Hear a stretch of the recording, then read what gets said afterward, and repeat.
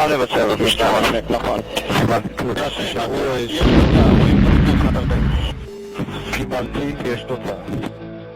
Israeli युद्धक विमान फिलिस्तीनियों पर कहर बरसाना जारी रखे हुए हैं। उनके हमलों की ताज़ा कड़ी में 100 से ज़्यादा फिलिस्तीनी मारे गए हैं। यह हमला मध्य गाजा पट्टी की नुसरत शरणार्थी कैंप को निशाना बनाकर किया गया। इजरायली सेना के इस हमले में हजारों लोग मलबों के नीचे दब गए हैं।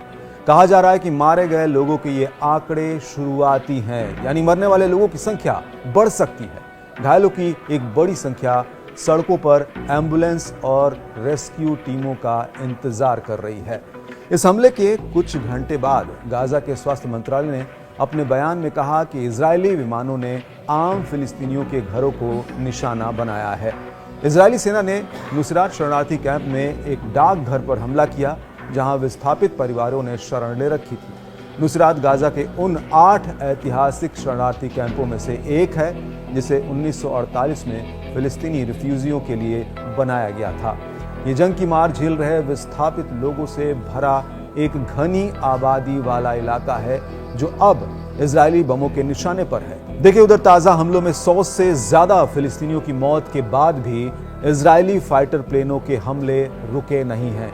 उन्होंने नुसरात और गाजा पट्टी के दूसरे इलाकों पर बमबारी जारी रखी है। इससे पहले गुरुवार को साउथ गाजा में 2 इजरायली हमलों में 13 फिलिस्तीनी मारे गए थे। गाजा के हेल्थ ऑफिसर्स का कहना है कि यह हमला राहत सामग्री पहुंचाने वाले ट्रकों को निशाना बनाकर किया गया था।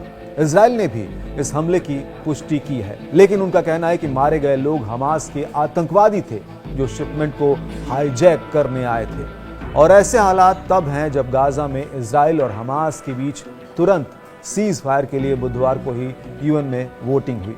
इस प्रस्ताव में गाजा में तुरंत बिना शर्त और स्थायी युद्ध विराम की मांग की गई है। इसके अलावा सभी बंधकों की बिना शर्त रिहाई, फिलिस्तीनी कैदियों की अदला बदली, मारे गए बंधकों के अवशेषों को वापस करना, गाजा में फिलिस्तीनी लोगों को उनके घरों में जाने देना और गाजा से इजरायली सेना के लौटने की बात कही गई।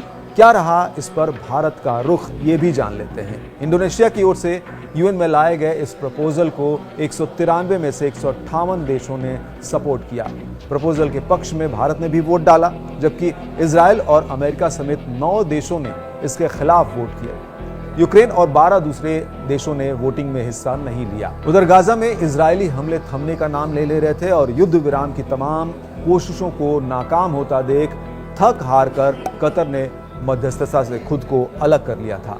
हालांकि हालात को और बिगड़ता देख मध्य पूर्व का ये देश एक बार फिर गाजा में युद्ध विराम और बंधकों की अदला बदली के लिए मध्यस्थता कराने के लिए राजी हो गया है। कतर ने अपने प्रवक्ता के जरिए इसकी पुष्टि की है। उसके प्रवक्ता ने कहा कि हम सभी पक्षों को सुन रहे हैं। हम ये मानते हैं कि दबाव किसी एक पक्ष पर होने के बजाय दबाव दोनों पक्षों पर समझौते के लिए डालना होगा। इससे पहले नवंबर में कतर ने मुख्य मध्यस्थ के रूप में खुद को ये कहते हुए अलग कर लिया था कि इजराइल और हमास बातचीत के लिए गंभीर नहीं है। इस मध्यस्थता में अमेरिका और मिस्र भी मेन रोल में है। आपको बता दें कि पिछले साल 7 अक्टूबर को हमास के हमले के बाद इजराइल ने गाजा के पूरे इलाके को युद्ध का मैदान बना दिया। हमास ने अपने हमले में 1200 से ज्यादा लोगों को मारा था, जबकि 250 लोगों को बंधक बनाया था। इनमें से करीब 100 बंधक अभी भी हमास की कैद में हैं। इसके जवाब में इजरायली सेना 45,000 से ज्यादा फिलिस्तीनियों को मार चुकी है। इस बीच 2 बार थोड़े वक्त के लिए युद्ध विराम भी हुए और कुछ बंधकों की रिहाई भी हुई, लेकिन शांति ज्यादा देर तक नहीं रही। इजराइल ने गाजा पर दोबारा हमले शुरू कर दिए, जो अब रुकने का नाम नहीं ले रहे हैं। इजरायली सेना के शुरुआती हमलों का शिकार बनी एक फिलिस्तीनी मां का सवाल आज हर फिलिस्तीनी का सवाल बन चुका है। रफा के अपने मकान के ढेर पर खड़ी होकर वो महिला तब जो पूछ रही थी, वही सवाल हर फिलिस्तीनी आज पूछ रहा है। हम कहां जाएं? अरब देश कहां है? हमने अपना पूरा जीवन विस्थापन में बिताया है। हमारा घर, जिसमें मेरे बच्चे रहते थे, उस पर हमला हो गया। हम सड़क पर सोए, वहां हमला हो गया। यहां अब कुछ भी सुरक्षित नहीं बचा है।